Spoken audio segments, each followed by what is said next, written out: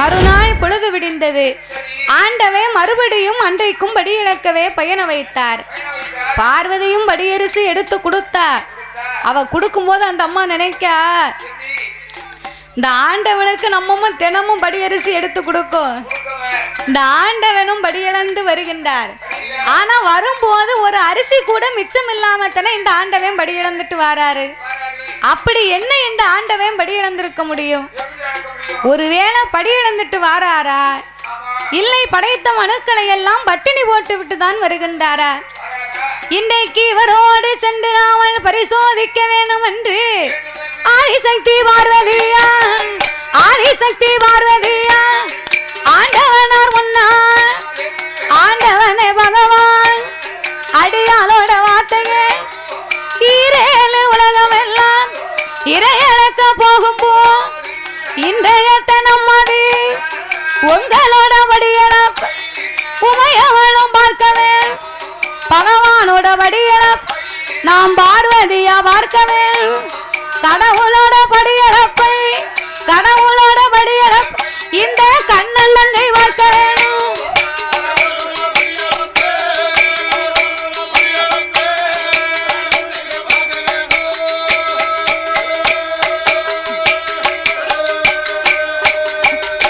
அங்கே ஆதிசக்தி பார்வதியா அரணாரிடம் சொன்ன போல், அடியே பார்வதி, என்றைக்குமே இந்த உலகம் எல்லாம் நான் தானே படியிழக்க போவேன்.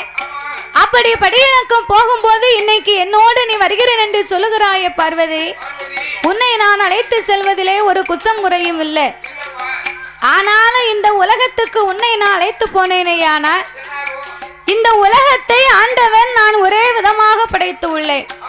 ஆனால் அங்கு இருக்கக்கூடிய மானிட மனுக்களை எல்லாம் நாம் பலவிதமாக படைத்து உள்ளேன் பார்வதி. பலவிதமாக படைத்து உள்ளீர்களா?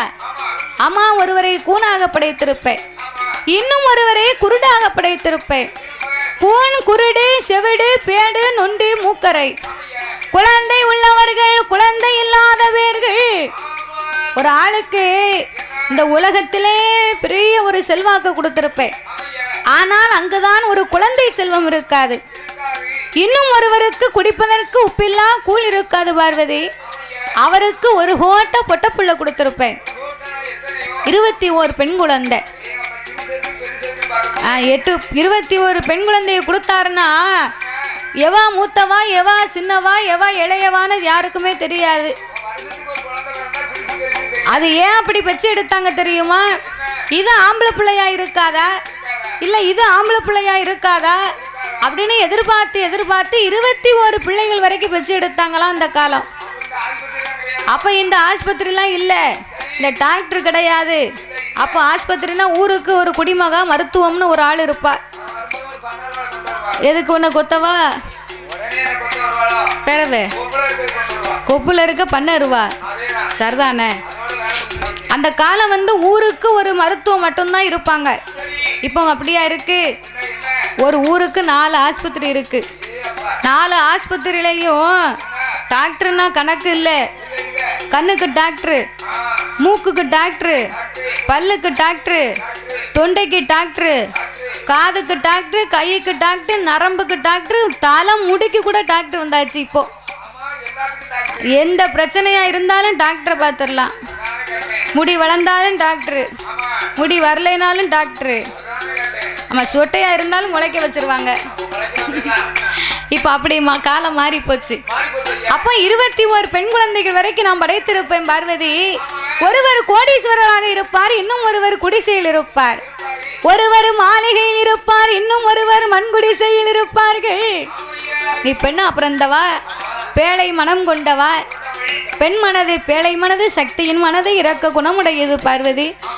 என் கூட நீ வந்தேன்னு வைகி, இவருக்கு என்ன ஆச்சு அவருக்கு என்ன ஆச்சு ஏன் இப்படி இருக்காங்க அப்படின்னு உன் வாயை வச்சுக்கிட்டு நீ சும்மாவே இருக்க மாட்டேன். உன் வாயி கிழிஞ்சு போன மணிப்பாசு மாதிரி, சிப்பு இல்லாத மணிப்பாசு மாதிரி.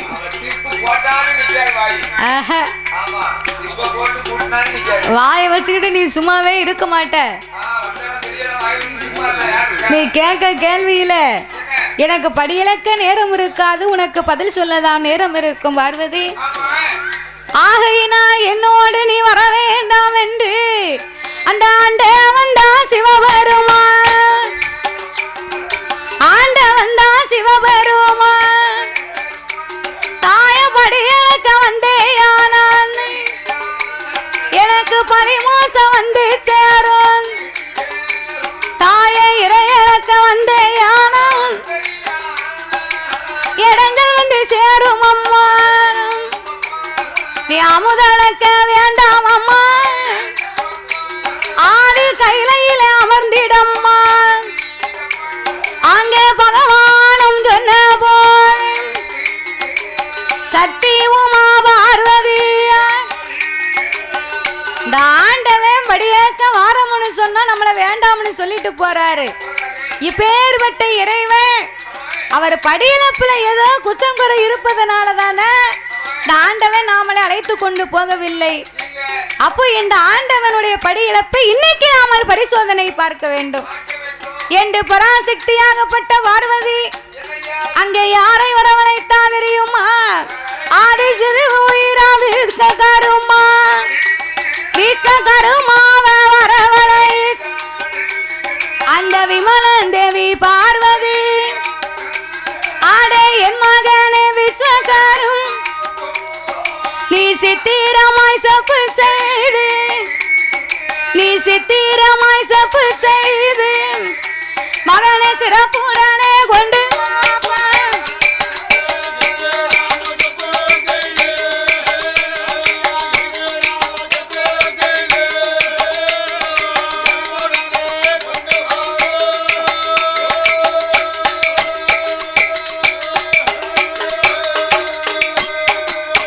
மகனே விஸ்வகர்மா காஞ்சரம் கம்பு வெட்டி கட்டை சிமிழ் உண்டு செய்து பூவரசம் கம்பு வெட்டி பொதுச்சுமில் தான் கடைந்து திருக்கோடானி பூட்டும் போட்டு சீனி பூட்டு மேலே போட்டு சீச்சுமிழை செய்து கொண்டு வந்து சிவன் தேவி கையிலே கொடுக்க வேண்டும் என்று ஆதிசக்தி சொன்ன போது,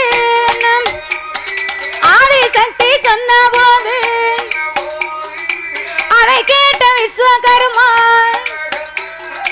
அப்படியே ஆட்டும் என்று அவர் காஞ்சரங்கம்பு வெட்டி கட்டை சீமை உண்டு ஒண்ணு ஆற பூசரங்கம்பு வெட்டி புதுச்சிமில் தான் கடைந்து திருக்கோடானி பூட்டும் போட்டு சீனை போட்டு மேலே போட்டு சிவனுக்கு தோரணம் தீட்டி பார்வதியின் கையில் கொடு, பார்வதியும் கையில் வாங்கி ஆதிசக்தி வார்த்தையை கேட்டு விஸ்வகர்மா சிச்சுமிழை உண்டு பண்ணினார். சிச்சுமிழையை கொண்டு வந்து சிவனார் தேவியின் கையிலே கொடுக்க சிறிய சிமிழை வாங்கினார். இந்த ஆண்டவன் இன்னைக்கு படி இழந்துட்டு வரட்டும், அவர் படி இழப்பை இன்னைக்கு நாமல் பரிசோதனை பார்க்காமல் விடக்கூடாது. பரிசோதனை பார்க்கணும்னு சொன்னா என்ன செய்யணும்? இறைவனுக்கு தெரியாமல் ஏதாவது 2 உயிர்களை இந்த சிமுனுக்குள்ள நம்ம பிடித்து மறைத்து வைத்திருக்க வேண்டும். இறைவனுக்கு தெரியாமல் அடைத்து வைத்திருக்கக்கூடிய உயிருக்கு அவரால் எப்படி படி இழக்க முடியும்? அந்த ஆண்டவனுக்கு தெரிஞ்சா தானே அவர் படி இழக்க முடியும். அப்படின்னு பராசக்தி கைலாசத்திலே இறைவனுக்கு படியிழப்பை பரிசோதிக்க வேணும் என்று சிவனுக்கு ஏத்த சிறு உயிரை பிடித்தடைக்க வேணும் என்று சிமுனுக்குள்ள எந்த உயிரை பிடித்தடைக்கலாம்? சிறிய சிமுனுக்குள்ள ஆணையை பிடித்து அடைக்க முடியுமா? முடியாது. ஆணையவே அடைக்க முடியாதுங்க, குதிரையை அடக்கவா? உன்னையத்தான் உள்ளதுக்கு வைக்கணும். சிமன் இருப்பதோ ஒரு எலுமிச்சங்கனி வடிவம். அந்த சிமுனுக்குள்ள 2 உயிர்களை பிடித்தடைக்கணுமானா பார்வதாதேவி கைலாசத்திலே சுச்சுமுச்சும் பார்த்தார். சுச்சுமுச்சும் பார்க்கும் போது அவள் எதனை பிடித்தடைத்தா தெரியுமா? சிறு உயிரா சித்தரும்பு, சிறு உயிரா சித்தரும்பு சிமனுக்குள்ள பிடித்தடைத்தார். திருக்கோடானி பூட்டும் போட்டு சீனி போட்டு மேலே போட்டு முந்தான பட்டதில என் மொய்குழலால் முடிந்து கொண்டு அதை எக்களில சொருகி கொண்டு எப்போ சிவன் வருவார் என்று அங்கே வருவார் என்று எதிர்பார்த்திருப்பாளாம். சக்தி எதிர்பார்த்திருப்பாளாம்.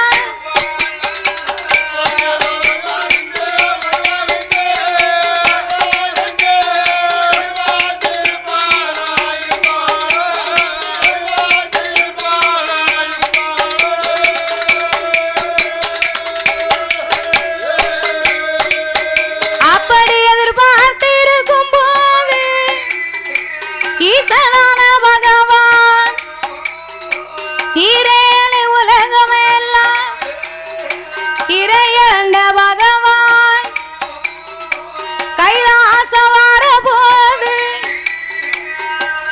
ஆண்டவன் கைலாசத்திற்கு என்னைக்குமே திரும்பி வரும்போது பார்வதி எதிர்பார்த்து இறைவனுக்காக நின்று கொண்டிருப்பார். அன்னைக்கு பார்வதி ஆண்டவனை எதிர்பார்த்து நிக்கல. சிவபெருமா எந்த வழியா வருவாரோ அந்த வழியில நேர காலை நீட்டி அவிழ்ந்து கூந்தல் முடியாமல் கவிழ்ந்த தலை நிமிராமல் மௌனமும் கவலையுமாயிருந்தால் அந்த மாயந்தங்கை பார்வதி பகவான் ஏறிட்டு பார்த்தார். ஒரு நாள் இந்த பார்வதி இப்படி இருக்க மாட்டாள, நம்மளை எதிர்பார்த்து எப்ப வருவார்னு நிப்பாள. இன்னைக்கு ஏன் இந்த பார்வதி இப்படி மௌனமா இருக்கிறார் என்று சிவபெருமான் கையிலைக்குள்ளே வந்து ஏடி அம்மா பார்வதியே என்னுடைய வார்த்தை கேளு, நீ கவலையாயிருப்பதென்ன கண்ணன் தங்கை சொல்லிடம்மா, என்ன மோசம் நடந்ததம்மா அதை என்னிடத்தில் சொல்லிடம், மௌனமாக இருப்பதேன் ஆடிமாயன் தங்கை பார்வதி, நான் பகவான் இல்லா வேளையில் உனக்கு பழி மோசம் நடந்தது என்ன, ஈசன் இல்லா வேளையில் ஈசன் இல்லா வேளையில் உனக்கு இடைஞ்சல் வந்து நேர்ந்தது என்ன.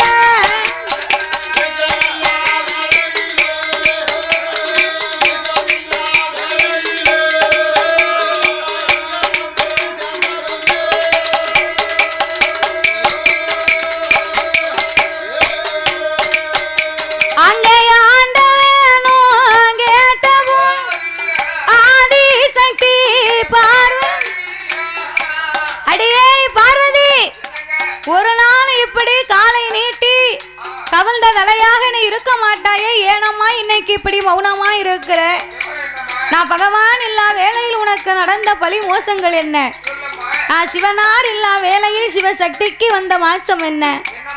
ஆண்டவா, ஈரேழு உலகம் எல்லாம் இறைவனுக்கும் இறைவனின் மனைவி அல்லவா நான், அப்படி இருக்கும் போது உங்கள் அருளால் எனக்கு ஒரு குறைகளும் அல்ல,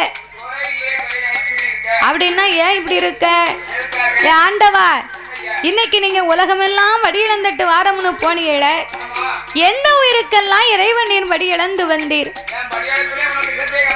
ஏய் பார்வதி, என் மீது உனக்கு அப்படி என்ன சந்தேகம், கல்லில் வாழ் தேரை முதல் கற்ப சிசு உயிர் வரைக்கும் கடவுள் நாம் வடி இழந்திருக்கேன், முட்டைக்குள் உருவாகும் குஞ்சுக்கும் மாங்கொட்டைக்குள் இருக்கும் வண்டுக்கும் நான் வடி இழந்திருக்கேன் பார்வதி, அப்படி இருக்க என் மீது உனக்கு என்னடி சந்தேகம்.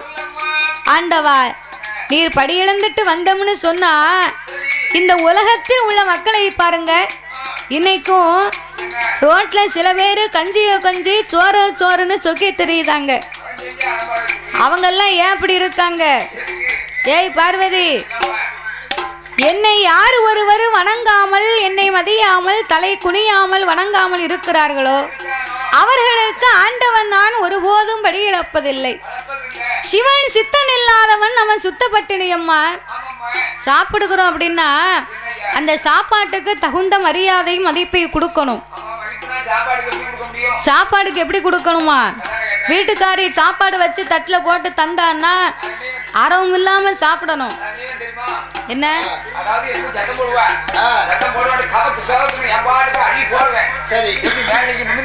வேலைக்கு அள்ளி போட்டா உன் மூஞ்சில எல்லாம் விழும்.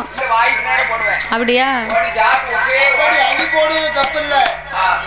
கட்டிய மனைவி வந்து கஷ்டப்பட்டு கடன் வாங்கி சோத்தை ஆக்கி வச்சான்னா இந்த குடியாரத்தை பிடிச்சி தெரிவு செய்யலாம். சோத்தை சோறு தட்டுதான்.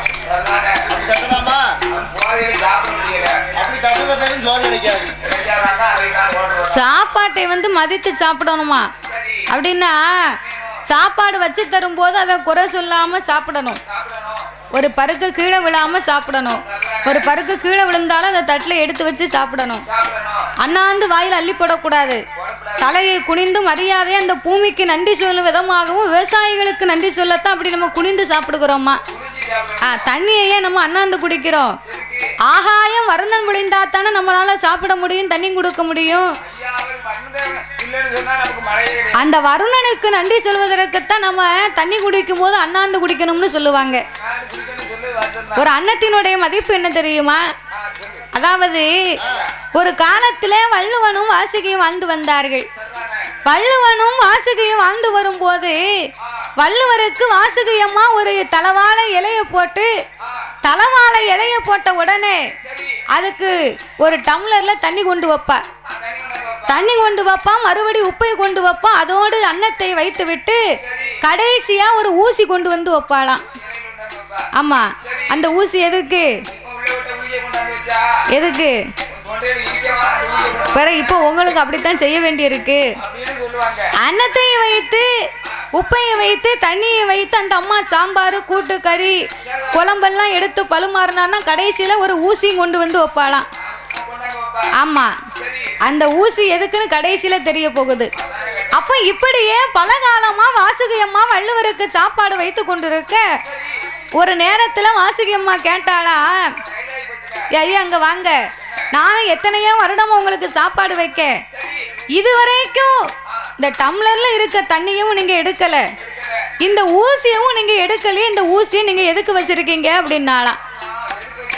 அப்ப இந்த வள்ளுவர் சொன்னாரா, எம்மா வாசுகி, இதுவரைக்கும் நீ அன்னம் படைத்திருக்கிற, நானும் அதை மிச்சம் வைக்காம சாப்பிட்டிருக்கேன். ஒருவேளை நீ அன்னத்தை வைக்கும் போதோ இல்லை நான் எடுத்து சாப்பிடும் போதோ ஒரு பருக்கை 2 பருக்கை கீழே விழுமையானா இந்த ஊசியினால அந்த பருக்கையை குத்தி அந்த தண்ணியில முக்கி சாப்பிடுவதற்கு தான் இந்த ஊசின்னாராம். ஆனா அந்த ஊசிக்கு வேலையே இல்லை. அந்த அம்மாலும் சாப்பாடு பழுமாறும் போது கீழே சிந்தலை. வள்ளுவரும் சாப்பிடும் போது ஒரு பருக்கை கூட கீழே விழவில்லையா.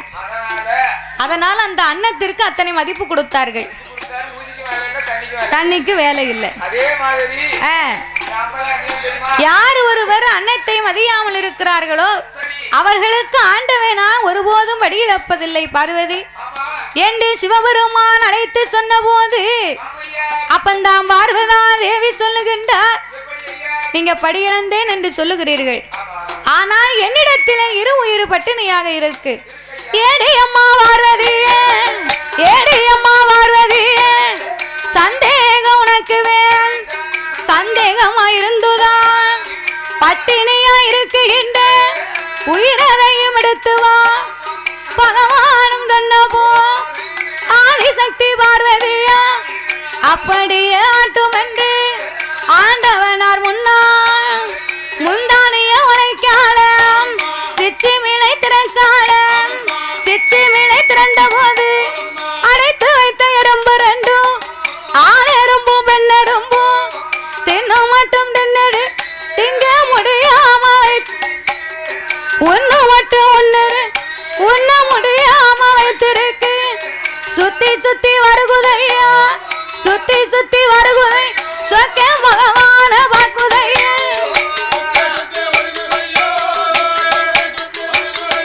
சொக்க பகவான பாக்குதையா.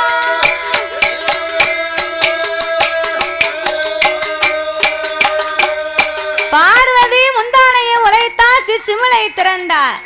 அவ சிச்சுமிளை திறந்த உடனே அடைத்து வைத்த எறும்பு 2 அதாவது வாயிலே திரையரிசியை கவி கொண்டு சுத்தி சுத்தி வருகுது சொக்க பகவான பாக்கு. தின்ன மட்டும் தின்னிருக்கு திங்க முடியாமல் வைத்திருக்கு. உண்ண மட்டும் ஒன்னிருக்கு உண்ண முடியாமல் மிச்சம் தலைக்கு வச்சு படுத்திருக்கு. ஆண்டவன் பார்வதியை கூப்பிட்டார், ஏய் பார்வதி, எனக்கு தெரியாம இரு ஒரு பட்டினியா இருக்குன்னு சொன்னிய, இதோ பாரடி என் மீது உனக்கு வந்த சந்தேகத்திற்கு இதுவே நான் கொடுக்கும் பதில். ஆணரும்பும் பெண்ணரும்பும் அவ ஆண் ஒண்ணு பெண் ஒன்னை பிடித்தடைத்தா. ஓரெரும்பா இருந்தது 8 நாளைக்குள்ள 1000 எறும்பா நீக்கி. அது ஆண்டவனாருடைய மகிமை அப்படி. அப்ப இந்த ஆண்டவன் பார்வதியின் மீது கோபம் கொண்டு, அடி ஏடி அம்மா பார்வதி, என்னுடைய வார்த்தைக்கு கல்லுக்குள்ள இருந்தால் கடவுள் அறிய மாயமில், அறைக்குள்ள இருந்தால் அறறிய மாயமில், சிவனுக்குள்ள இருந்துட்டாலும்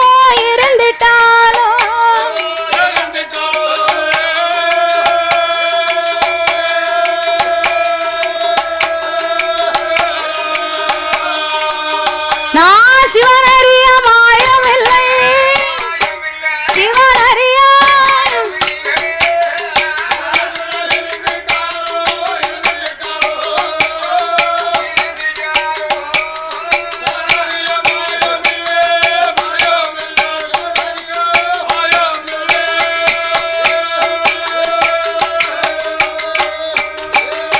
ஆடி சப்புக்குள்ள இருந்துட்டாலும் சொற்கள் அறியாத மாயமில்லை. அடி சந்தேகம் உனக்கு வேண்டாம், உனக்கு வேண்டாம்.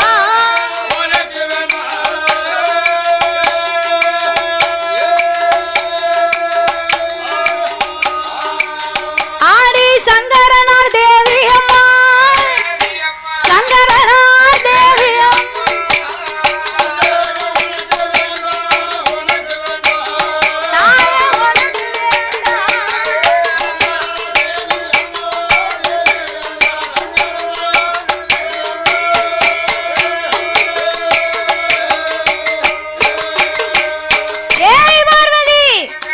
அறைக்குள் இருந்தாலும் நான் அறனறியாத மாயமில்லை, சிவனுக்குள்ள இருந்தாலும் நான் சிவனறியாத மாயமில்லை. பார்வதி, என்ன இருக்க என் மீது சந்தேகப்பட்டு என் படி இழப்பைய பரிசோதனை செய்து விட்டாயடி.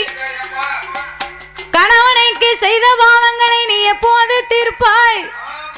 கொண்டவனை பரிசு செய்த கொடிய பாவம் உனக்கு ஒரு நாளும் தீராது. ஆண்டவா, அறியாமல் இந்த பாவத்தை நான் செய்துவிட்டேன், என் ஆண்டவா என்னை மன்னிக்க வேண்டும். அதாவது தெரியாமல் செய்த தவறுக்கு ஒருவர் மன்னிப்பு கொடுப்பார்கள், தெரிந்தே செய்த தவறுக்கு மன்னிப்பு கொடுப்பாங்களா? எந்த இடத்துல இல்ல மன்னிப்பு தான் கிடைக்குமா?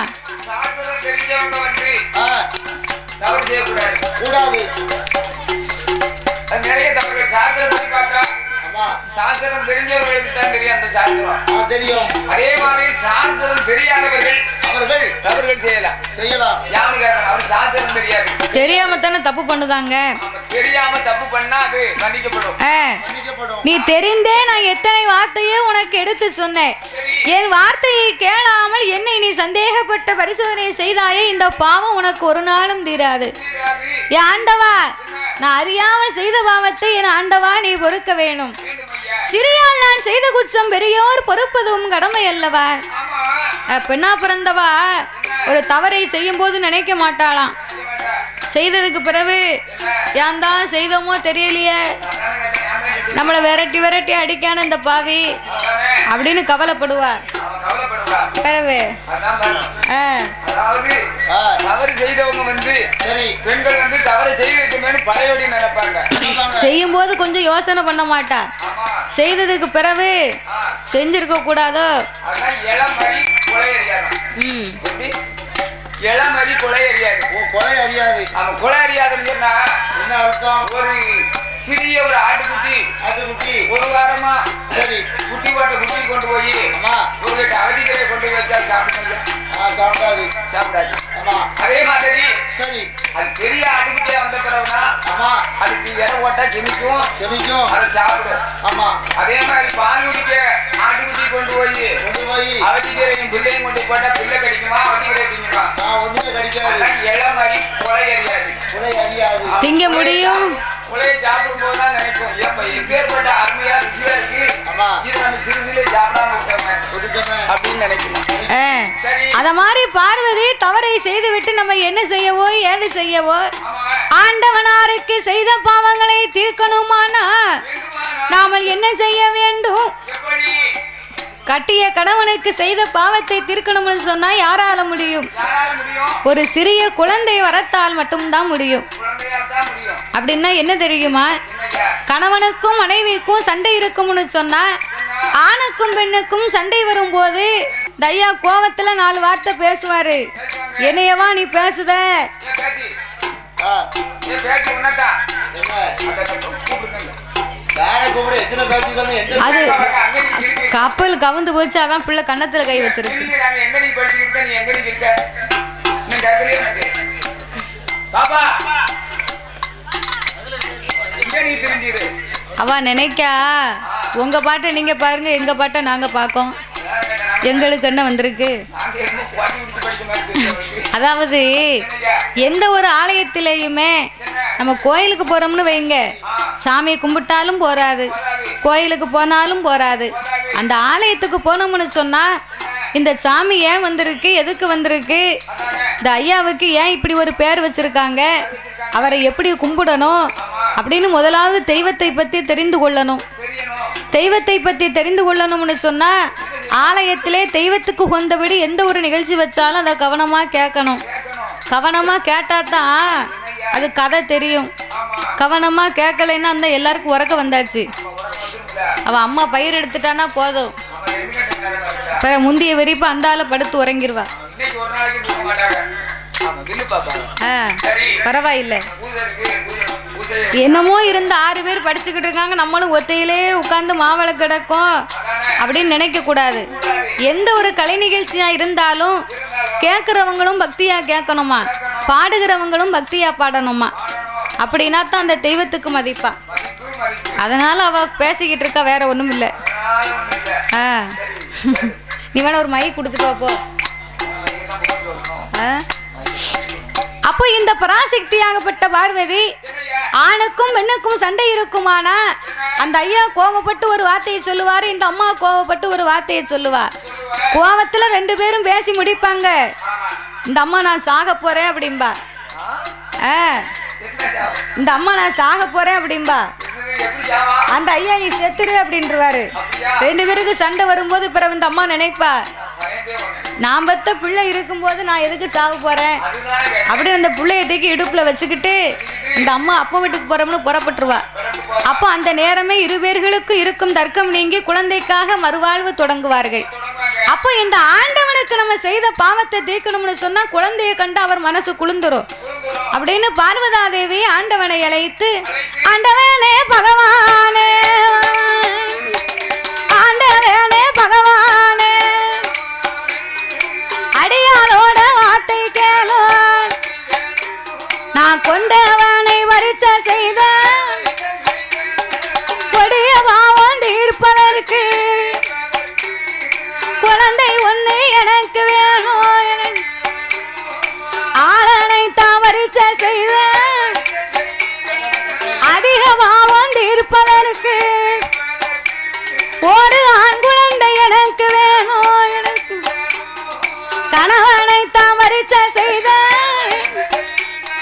கடிய பாவம் தீர்ப்பதற்கு ஒரு கை குழந்தை எனக்கு வேணும், எண்ணி 8 நாளைக்குள்ள 7 நாளைக்குள்ள ஈஸ்வரனை கொடுக்க வேணும், எனக்கு ஈஸ்வரனை கொடுக்க வேணும்.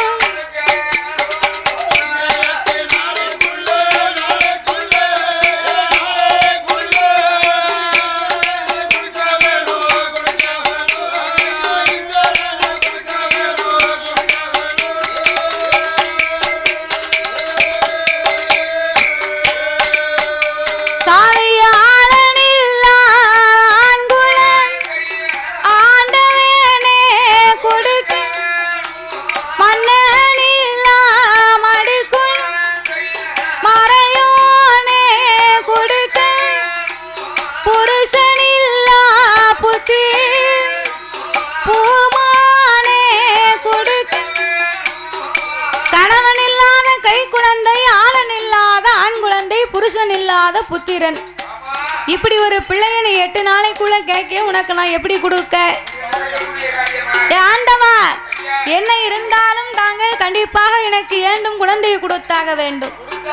உங்களுக்கு நான் செய்த பாவத்தை தீர்க்கணும்னு சொன்னா கண்டிப்பா எனக்கு ஒரு குழந்தை வேண்டும் இறைவா. ஏய் பார்வதி, நான் ஆண்டவன் ஏற்கனவே உனக்கு 2 பிள்ளைய கொடுத்துருக்கேன். அந்த பிள்ளை இன்னைக்கு உன்னையும் மதிக்கல என்னையும் மதிக்கல. உன் பேச்சை கேட்கவில்லை, என் பேச்சை கேட்கவில்லை அம்மா. அதனால 3வது பிள்ளையா வந்து நம்மளை காப்பாத்த போறான். அதனால நீ எந்த வரம் கேட்டாலும் ஏண்டும் பிள்ளை கேட்காத. கோடி வரம் கேட்டாலும் நீ குழந்தை வரம் கேட்காதடி. 1000 வரம் கேட்டாலும் உனக்கு ஆண் குழந்தையே வேண்டாம். ஏண்டவா அப்படி என்ன அதுல குறை இருக்கு? மூத்த மகன் கணபதி தாய முதல் பிள்ளையா உனக்கு தந்தேன். அந்த நல்ல கணபதியும் உன் பேச்ச கேட்கலையே, அவன் என் பேச்ச கேட்கலையே. தாயினோட குணத்தை போய் தலைமகனும் பெண்ணுங்க அவன் சந்தியிலே போய மாண்டான். மூத்த மகன் கணபதியும் முதற் பிள்ளையா உனக்கு தந்தேன். அந்த கணபதி உன் பேச்ச கேட்கல, என் பேச்ச கேட்கல. உன்னையவும் மதிக்கவில்லை, அவன் என்னையவும் மதிக்கவில்லை. பார்வதி, தாயின் குணத்தை போல் தலைமகன் பெண்ணும் கேட்டு பூலோகத்திலே சந்தி சந்தியா போய் அமர்ந்திருக்கிறார் விநாயக பெருமாள். சரி, அந்த பிள்ளை தான் போயிட்டான். 2வது பிள்ளை வடி வேலவனை நான் இன்பமா உனக்கு கொடுத்தேனடி. சரி, அவனாவது நம்ம பேச்ச கேட்டிருக்கானா? அவனும் நம்ம பேச்ச கேட்கல. வள்ளி மேலே ஆசை கொண்டு பழனியில போய வந்தான். குரத்தி மேலே ஆசை கொண்டு குண்டுதோறும் போயவன். 3வது பிள்ளையை தான் நான் முக்கண்ணனும் கொடுத்தேனான். அவன் கட்டுக்கு அடங்க மாட் கையில இருக்க மாட்.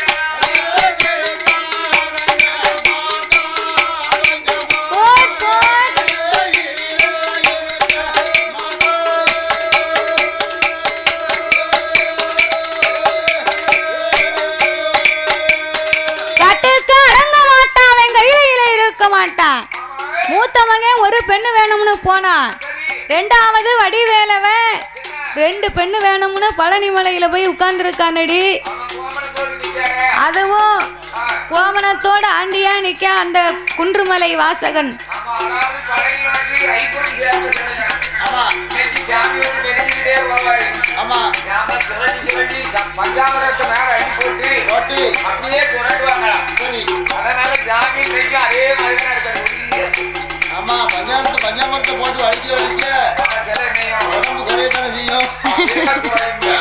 இவர் மெலிஞ்சிட்டாரு, இவர் வருத்தப்படுதார் இல்லையா?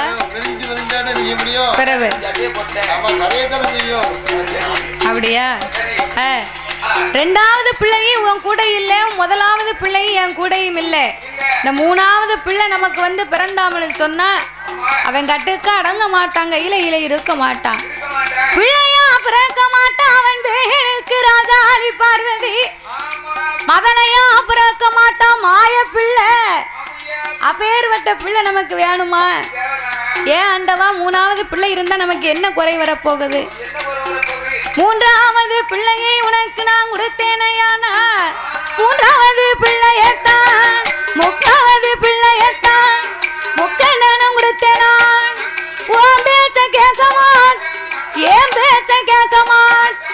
உன்னையவும் மதிக்கமான், என்னையவும் மதிக்கமான். மாயானம் போவாண்டி, மாயான குழந்த மாண்ட வினந்தும் பாண்டி.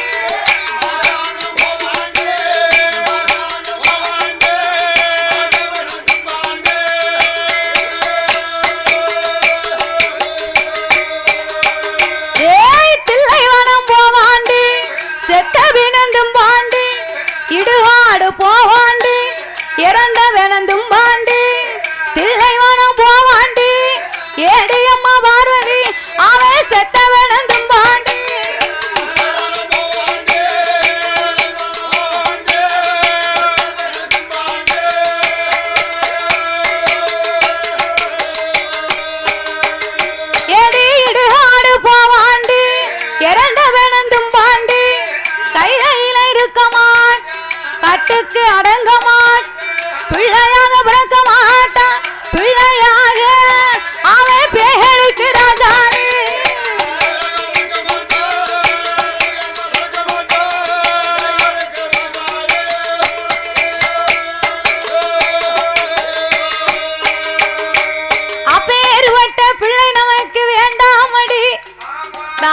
சொல்லுவதை கேளு. அப்பேற்பட்ட குழந்தை நமக்கு வேண்டாம்.